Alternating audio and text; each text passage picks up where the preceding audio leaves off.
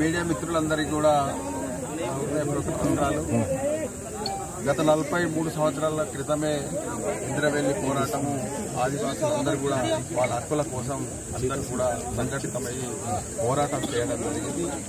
ఆనాడు ప్రభుత్వాలు ఏవైతే ఉన్నాయో వాళ్ళకు సంబంధించిన చట్టాలు ఏవైతున్నాయో ఆ చట్టాలన్నీ కూడా అమలు కావాలన్న ఉద్దేశంతో ఆదివాసులందరూ కూడా ఏకమై రైతు సంఘం కూలీ పేరు మీద మరి సభ పెట్టడం జరిగింది.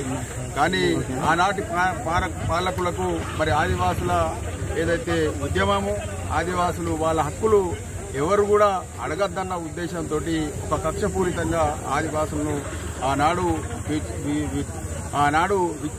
ఆదివాసుల మీద కాల్పులు జరిపి అనేక ఆదివాసులను చంపడం జరిగింది. ఆనాటి నుండి నేటి వరకు కూడా వాళ్ళు దేనికోసం అయితే పోరాటం చేసినారో ఆ పోరాటానికి ఏ ప్రభుత్వం కూడా ఇప్పటి వరకు దాన్ని గుర్తించలేదు. ఆనాడు కాంగ్రెస్ ప్రభుత్వమే ఆనాడు 81లో కాంగ్రెస్ ప్రభుత్వం ఉన్న సమయంలోనే ఇక్కడ కాల్పులు జరపడం జరిగింది. అదే రకంగా మొన్న మరి ఈ తెలంగాణ రాష్ట్రంలో అధికారంలో వచ్చిన కాంగ్రెస్ ప్రభుత్వం ఆనాడు కాల్పులు చంపిన తర్వాత ఈనాడు నివాళులు అర్పించడం జరుగుతుంది.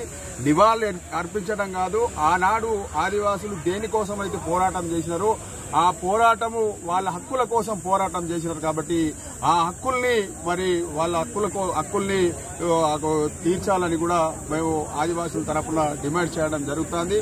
అదే రకంగా ఇవాళ ఆదివాసులు ఆనాడు సంఘటితమై పోరాటం చేయడం జరిగింది. ఇవాళ అనేక రకాల తెలంగాణ రాష్ట్రంలో పార్టీలన్నీ కూడా ఆదివాసులు ఎక్కడన్నా కూడా వాళ్ళు ఐక్యతగా పోరాటం చేయడానికి ప్రయత్నం చేస్తే ఆదివాసీ నాయకుల మీద కానీ ఆదివాసీ పెద్దల మీద కానీ కేసులు పెట్టి ఇవాళ ప్రభుత్వాలు భయపెట్టే పరిస్థితిలో ఉంది. అదే రకంగా రాబోయే రోజులలో కూడా అదే రకంగా చేసే ప్రభుత్వాలు కనబడుతున్నాయి. కాబట్టి ఆదివాసులందరూ కూడా ఆనాడు ఆదివాసులు వాళ్ళ హక్కుల కోసం ఏ విధంగా అయితే పోరాటం చేసినారో అదే రకంగా మళ్లీ కూడా ఆదివాసులు ఖచ్చితంగా పోరాటం చేయాల్సిన అవసరం ఉంటుందని కూడా ఈ సందర్భంగా ఆదివాసులను నేను విజ్ఞప్తి చేయడం జరుగుతుంది. ఇవాళ రాబోయే ఎన్నికలలో ఏదైతే పార్లమెంట్ ఎన్నికలలో మరి 3 అభ్యర్థులు కూడా ఆదివాసులు ఇవ్వడం జరిగింది, ఆదివాసులకు కేటాయించడం జరిగింది. కేటాయించడానికి కూడా ఆదివాసీ పోరాటాలనేవి కూడా పోరాటాలను గుర్తించినాయి.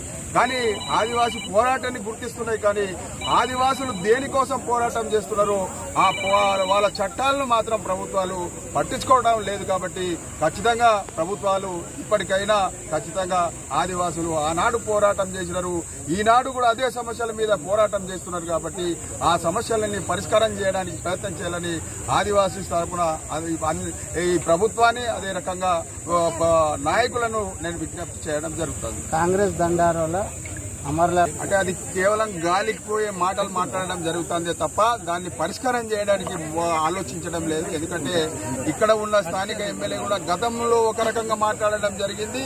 ఆనాడు ఏమైతే ఉద్యమంలో ఆయన కూడా పోరాటం చేయడం జరిగింది. కానీ ఎమ్మెల్యేగా గెలిచిన తర్వాత కేవలం ఆదివాసులను భారతీయ జనతా పార్టీ ఏదైతే రెచ్చగొడుతుంది అనే విధంగా మాట్లాడడం జరుగుతుంది. అది సరైన పద్ధతి కాదు. గెలిచే ముందు ఒక మాట, గెలిచిన తర్వాత ఒక మాట. కాబట్టి ఆదివాసీ సోదరులందరూ కూడా గమనించాలా. ఇలాంటి నాయకులను ఖచ్చితంగా గుర్తించి మరి మీరందరూ కూడా తగిన గుణపాఠం చెప్పాల్సిన అవసరం ఉంటుంది అని కూడా ఈ సందర్భంగా నేను తెలియజేయడం జరుగుతుంది. ఈ 3 అభ్యర్థులు ఎవరిని గుర్తించాలనుకుంటున్నారు? తప్పనిసరిగా ఆదివాసులు ఎవరైతే ఆదివాసీ పక్షాన నిలబడతారో ఆదివాసుల చట్టాల మీద పోరాటం చేస్తారో ఆ నాయకుడిని తప్పనిసరిగా ఆదివాసులందరూ కూడా ఏకతాటికి వచ్చి ఆదివాసీల కోసం పోరాటం చేసే నాయకులను గుర్తించి గెలిపిస్తారని కూడా ఆదివాసులను విజ్ఞప్తి చేయడం జరుగుతుంది. సీఎం రేవంత్ రెడ్డి ఏమంటుందంటే నాకు ఆదివాసీలు ఆదరిస్తారు, ఇంద్రవెల్లి నుంచే నా ప్రస్థానం స్టార్ట్ అయిందని ఇక్కడ నుంచే సభ కూడా బహిరంగ సభ కూడా ఇక్కడనే స్టార్ట్ చేసింది. ఇప్పుడు పార్లమెంట్ లో కూడా ప్రచారం రేపటి నుంచి ఇక్కడ నుంచే స్టార్ట్ చేయాలి. దీన్ని ఎట్లా చూస్తారు? కేవలం ఏంటంటే అధికారం కోసము ఆనాడు ఇంద్రవెల్లిలో మీటింగ్ సమావేశం పెట్టడం జరిగింది. పెట్టిన తర్వాత ఆదివాసులందరూ కూడా కాంగ్రెస్ పార్టీకి మద్దతు పలకడం జరిగింది. కానీ అధికారం వచ్చిన తర్వాత రాష్ట్ర ముఖ్యమంత్రి రేవంత్ గారు మా ప్రభుత్వము ఏదైతే లంబాడి సోదరుల ద్వారానే రావడం జరిగిందని చెప్పడం జరిగింది. కాబట్టి దాని వల్లనే వాళ్ళ వైఖరి ఏందనేది స్పష్టంగా అర్థమవుతుంది. కాబట్టి ఆదివాసీ సోదరులందరూ కూడా గుర్తించాలని కూడా ఈ విషయాన్ని విజ్ఞప్తి చేయడం జరుగుతుంది. ఒక ఆదివాసీ పోరాటంలో నా మీద ఎక్కువ కేసులు జరిగినాయి, ప్రభుత్వాలు కేసులు పెట్టారు, నాకు పోరాటం చేస్తున్న వ్యక్తులు అని అంటున్నారు. వీళ్ళ మీద ఏం కేసులు లేవు, నాకే ఓటేయాలి ఆదివాసులు అంటున్నారు. ఒక ఆదివాసీ బిడ్డగా మీరు చెప్పండి. అవగాహన లేకుండా ఎంపీలు నిలబడితే మేమేం చేయలేము. ఒకటి చెప్తున్నా, నేను ఆత్రం సక్కు ఇద్దరం కూడా హైదరాబాద్లో పేపర్ మీద పండుకున్నాం. ఆత్రం సక్కు మీద 52 కేసులు ఉన్నాయి, నా మీద 52 కేసులు ఉన్నాయి. లేదు అని ఎవరంటారు? కాబట్టి ఉద్యమంలో అనేక ఆదివాసుల మీద కేసులు ఉన్నాయి. కాబట్టి దాని వలన వాళ్ళ వ్యక్తిగతానికే మేము వదిలేసుకుంటాం. కాబట్టి ఆదివాసులందరూ కూడా వాళ్ళ కోసం ఎవరైతే పోరాటం చేస్తారో వాళ్ళనే ఖచ్చితంగా వాళ్ళు ఎన్నుకుంటారు. అది నామినేషన్ విత్డ్రాస్ అయిన తర్వాత ఆదివాసులందరూ కూడా పెద్ద మనుషులందరూ కూర్చొని ఒక నిర్ణయం తీసుకుంటారు.